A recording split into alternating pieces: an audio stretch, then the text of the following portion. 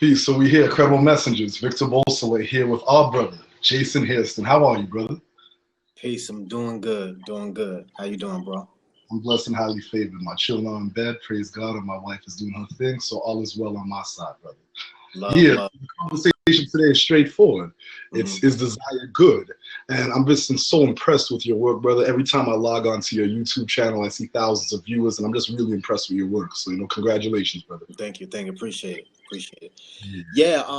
It's interesting with the subject of desire. I see a lot of people demonize desire. A lot of people say it's the root to suffering, and I don't agree with that. I think that desire is what influences us to create, and we're here to be creators. And I think when we deny ourselves as being creators, that's when we don't truly step into the essence of who we are, and we don't tend to live life in a fulfilling way when we don't fully accept ourselves as creators. So desire is that the fuel that fuels our creation. So people like to lump desire just into sexuality, which desire is not just attached to sexuality. Every artist that creates, they have a desire to express something. And even when we have a desire to connect with people, we create moments with people within that desire. And then within sexuality, a child could be created, or pleasure could be created, healing could be, manifested. So there's a lot of different reasons why desire is something that we need to embrace and stop demonizing, because when we can stop demonizing desire, we can go higher. Really, absolutely, brother. That's how I feel about it. I agree 100%, brother. I feel like a lot of monotheistic religions, whether it be Judaism, Christianity, Islam, or any guru or sage, they always create this dynamic where desire is a bad thing. And like you said, we would have no artists if we didn't have desire. So let me ask you a question, brother. If you had the opportunity to connect with 16-year-old Jason Hairston, what would you tell him about desire?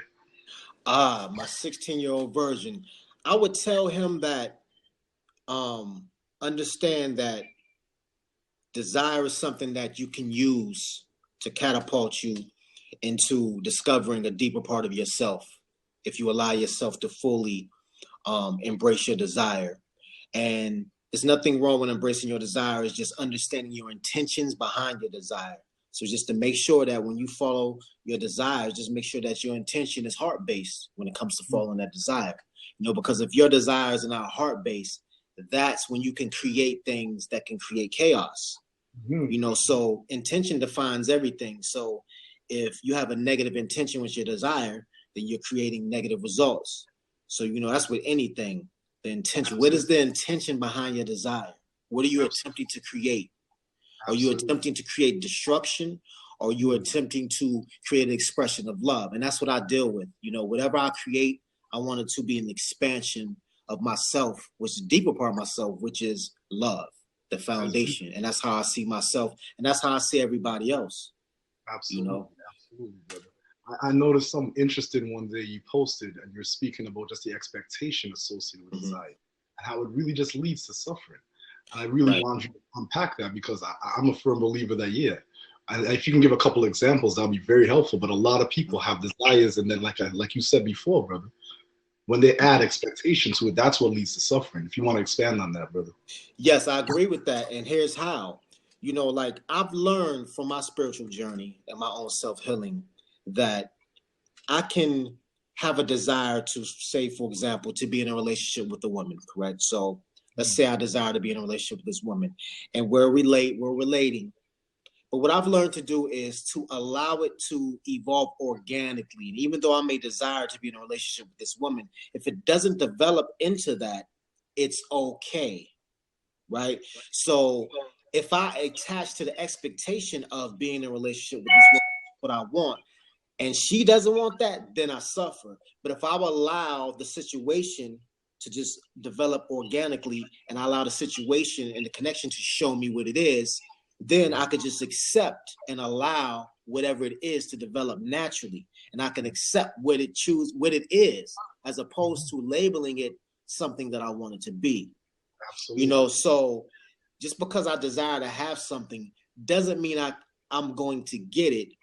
But I understand that on that path of desire, when I move forward towards something I desire, there's always gifts to be found within that path as you walk towards something you desire.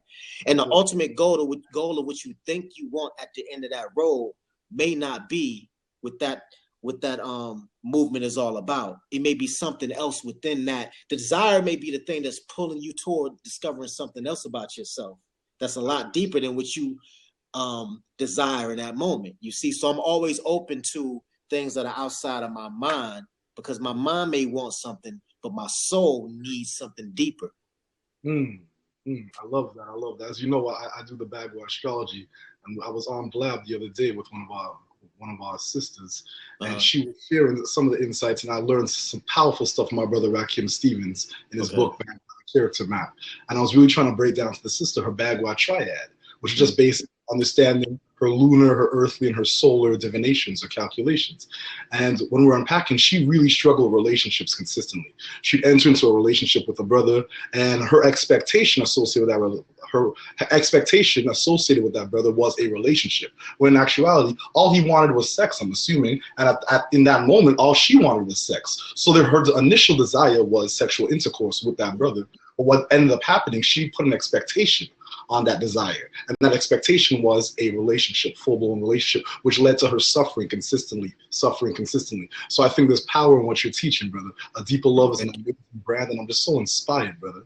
So I wanted to give you another question, and we're going to close off shortly, because like you know, Incredible Messengers, we try and have folks win in 20 minutes, right? We try and really get to the base and the crux of the issue at hand. So my last question to you is, brother, if you had it your way and you had one tangible tool that you would give our listeners as it relates to how they can remove the suffering related to expectation, desire, what would that tool be? Allowance. Allow things to be what they are, as opposed to trying to make something that your mind wants. I allow the experience to show me and to guide me, you know, as opposed to, and I always say a mantra, every now and then I say this mantra: I want to align with my higher purpose that's outside of the mind. And see, when you choose to do that, you can detach from your desires more easily. And it's like an ebb and flow at that point. When you're able to let go of things and keep moving, you just flow through life. But see, we've been taught to attach, I want this, and grab at it. I want this, grab at it. So I try to maintain this focus of just allowance. So I would say to allow more and expect less. I love it, brother. Well, thank you so much for your time, brother. Incredible Messengers thanks you. Will you be back to join us, brother, one day? Of course. Definitely. And make sure you go, speaking of relationships, I have a relationship book that you can get on my website called Relationship Advice for Women and Men, A Deeper Love. And from my understanding, brother, you're a seasoned author. Yes, sir. You got like 10 books out. So, so author to author. Yes, sir.